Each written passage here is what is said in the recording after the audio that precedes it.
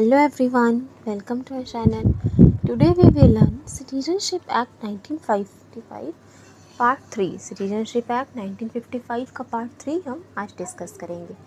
इससे पहले हमने Part 1 और Part 2 किया था, जहाँ हमने सिटीजनशिप एक्वायर करने के 3 तरीके देखे हैं। By birth, bye decent and bye registration हमने कवर कर लिया है। आज हम देखेंगे बाय नेचुरलाइजेशन आप कैसे सिटीजनशिप एक्वायर कर सकते हो। ठीक है, तो नेचुरलाइजेशन उन लोगों के लिए होता है जो पर्सन ऑफ इंडियन ओरिजिन नहीं है। ठीक है, मतलब उनका इंडिया से रिलेशन नहीं है, फॉरेन नेशनल्स हैं और इंडिया की सिटीजनशिप लेना चाहते हैं, तो उनके लिए है बाय नेचुरलाइजेशन। सो हम देखते हैं क्या प्रोसेस होता है इसका। Let's start.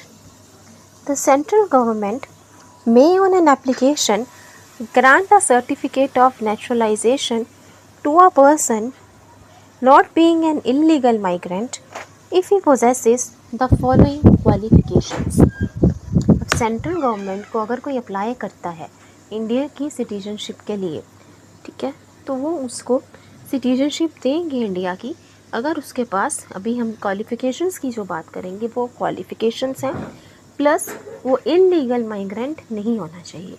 इलीगल माइग्रेंट क्या होता है? जो बिना पासपोर्ट और वीज़ा के इंडिया में रह रहा है, या फिर जिसका पासपोर्ट और वीज़ा एक्सपायर हो चुका है, वैलिडिटी एक्सपायर हो गई है, उसके बाद भी इंडिया में रह रहा है, उसको हम इलीगल माइग्रेंट कहते हैं। तो इलीगल माइग्रेंट के अलावा अगर कोई नेचुरलाइजेशन के थ्रू सिटीजनशिप के लिए एप्लीकेशन डालता है सेंट्रल गवर्नमेंट के पास, तो उसके पास ये क्वालिफ़िकेशंस होनी चाहिए, जो के बारे में हम बात करेंगे। ठीक है, जैसे आपको किसी कॉलेज में एडमिशन चाहिए तो आपके पास कुछ क्वालिफ़िकेशंस होनी चाहिए, एक मिनिमम परसेंटेज ऑफ मार्क्स होने चाहिए, किसी रिकॉग्नाइज बोर्ड से पास करना चाहिए, कुछ क्वालिफ़िकेशंस चाहिए। वैसे ही इंडिया का सिटीजन अगर आपको बनना है तो उसके लिए कुछ क्वालिफ़िकेशंस चाहिए, जो भी हम डिस्कस करेंगे। So let's see.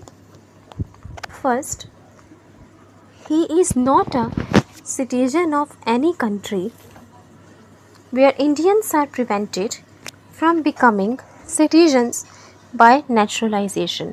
वो किसी ऐसी कंट्री का सिटीजन नहीं होना चाहिए, किसी ऐसे देश का नागरिक ना हो जहाँ पे इंडियंस को सिटीजनशिप नहीं दी जाती बाय नेचुरलाइजेशन। ठीक है, not a citizen of any country where Indians are prevented from becoming citizens by naturalisation. किसी ऐसे देश का नागरिक ना हो जहाँ इंडियंस को नेचुरलाइजेशन के थ्रू नागरिकता नहीं दी जाती, सिटीजनशिप नहीं दी जाती। ये पहला क्वालिफिकेशन है। दूसरा है, he has to renounce the citizenship of the country in which he is a citizen of his application if his application of for Indian citizens gets accepted. देखो, अगर वो किसी और कंट्री का सिटीजन है तो इंडिया में सिंगल सिटीजनशिप का कंसेप्ट है। अगर आपके पास इंडियन सिटीजनशिप है, आप किसी और देश की सिटीजनशिप नहीं ले सकते। तो अगर आपको इंडिया की सिटीजनशिप चाहिए और आपकी एप्लीकेशन एक्सेप्ट हो गई, इंडियन सिटीजनशिप की जो आपने नेचुरलाइजेशन के थ्रू एप्लीकेशन डाली वो एक्सेप्ट हो गई, तो आप जब पहले किसी और देश के नागरिक थे तो उस देश की नागरिकता, उस कंट्री की सिटीजनशिप आपको छोड़नी पड़ेगी।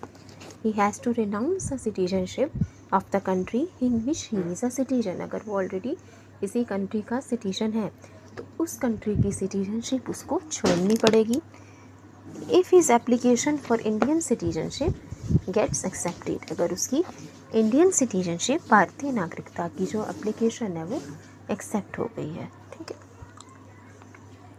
नेक्स्ट है, he has either resided in India or served in the government of India or partly one and partly the other for 12 months preceding the date of application।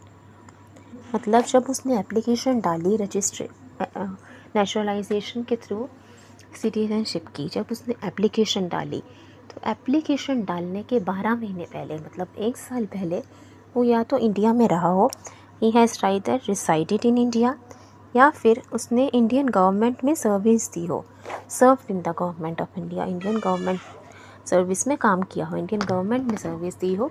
ठीक है, एप्लीकेशन डालने के 1 साल पहले, या फिर partly one and partly the other, मतलब partly वो इंडिया में रहा है और पार्टली उसने सर्विस दी है इंडियन गवर्नमेंट में। कुछ देर वो इंडिया में रहा और कुछ देर उसने इंडियन गवर्नमेंट को सर्विस दी, ठीक है।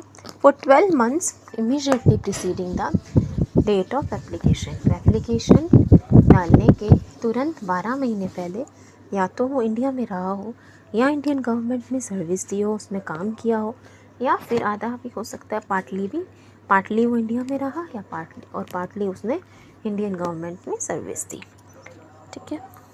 नेक्स्ट है during the 14 years preceding the set period of 12 months, जो भी हमने 12 months की बात की कि एप्लीकेशन डालने के 12 महीने पहले, 1 साल पहले या तो इंडिया में रहा हो या इंडियन गवर्नमेंट में सर्व किया हो, तो उस 12 महीने के भी पहले 14 साल पहले, उस 12 महीने के 14 साल पहले during the 14 years preceding the set period of 12 months, he has resided in India for an aggregate period of not less than 11 years.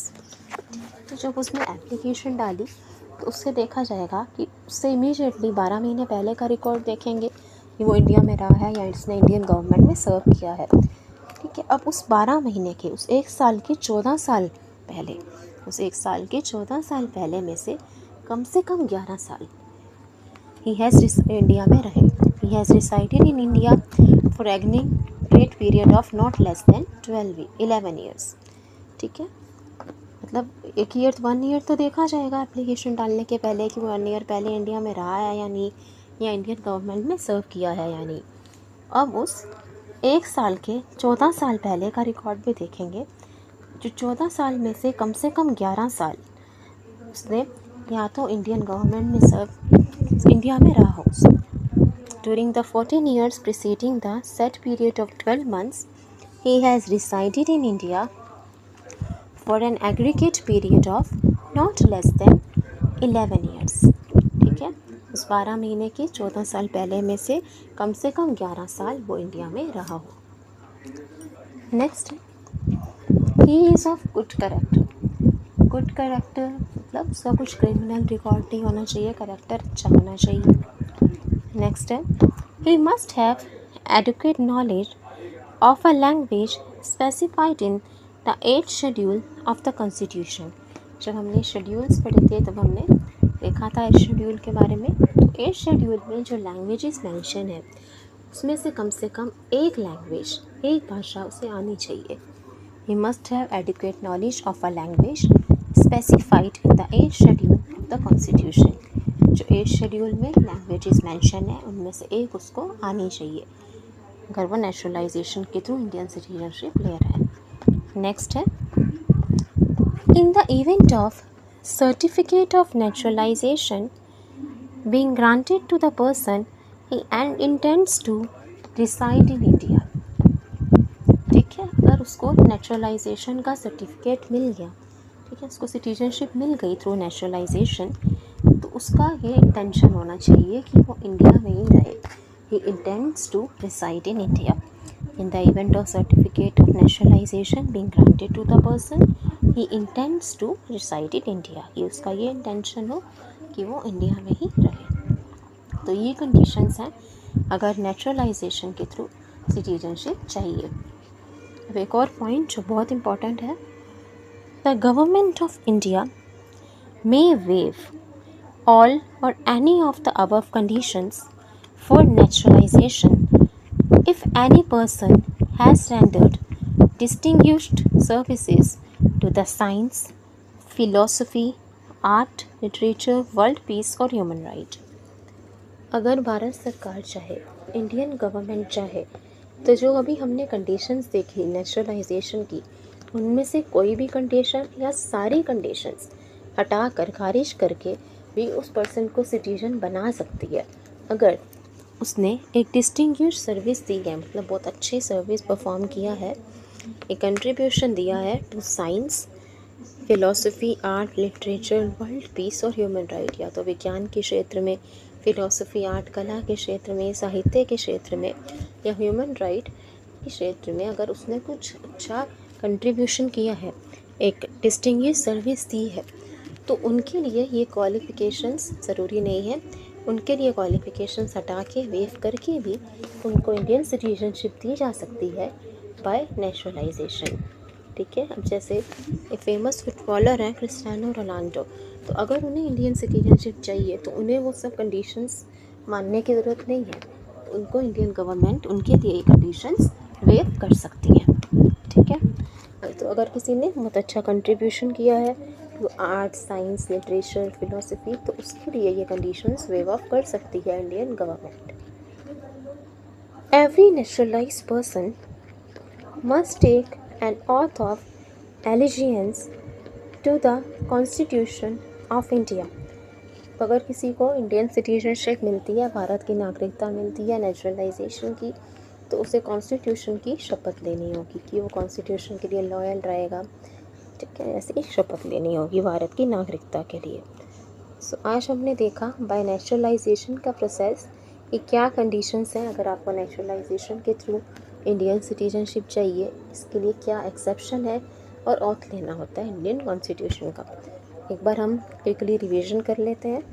Bye naturalisation the central government के पास अगर आप एप्लीकेशन डालते हो या आपको इंडिया की सिटीजनशिप चाहिए bye naturalisation की, तो आपके पास ये क्वालिफ़िकेशंस होनी चाहिए, 7 क्वालिफ़िकेशंस जो भी हमने देखी। लेकिन वो पर्सन इलीगल माइग्रेंट नहीं होना चाहिए, मतलब बिना पासपोर्ट और वीज़ा के इंडिया में नहीं रहना चाहिए।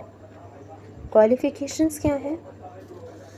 ही is not a citizen of any country where Indians are prevented from becoming citizens by naturalisation. वो किसी ऐसे देश का नागरिक ना हो जहाँ भारतीयों को नागरिकता नहीं दी जाती नेचुरलाइजेशन से। अगर उसको इंडिया की सिटीजनशिप चाहिए तो अभी जिस देश का नागरिक है उसको उस देश की नागरिकता को छोड़ना होगा। He has to renounce the citizenship of the country in which he is a citizen to again Indian citizenship. अगर उसे इंडियन सिटीजनशिप मिल जाती है तो उसे उस देश की नागरिकता, उस कंट्री की सिटीजनशिप छोड़नी होगी जिसका वो ऑलरेडी सिटीजन है। एक थर्ड कंडीशन, ये बहुत इंपॉर्टेंट है, ये एप्लीकेशन डालने के 12 महीने मतलब 1 साल पहले या तो वो इंडिया में रहा हो या उसने इंडियन गवर्नमेंट में सर्व किया हो, या पार्टली किया हो, पार्टली इंडिया में रहा थोड़े टाइम और थोड़ा उसने इंडियन गवर्नमेंट में सर्व किया, मतलब टोटल 1 साल होना चाहिए। और फोर्थ कंडीशन है कि 12 महीने के 14 साल पहले में से कम 11 साल, टोटल 11 साल वो इंडिया में रहा हो। He is of good character, उसका करेक्टर होना चाहिए, कोई मतलब क्रिमिनल रिकॉर्ड नहीं होना चाहिए। He must have adequate knowledge of a language specified in the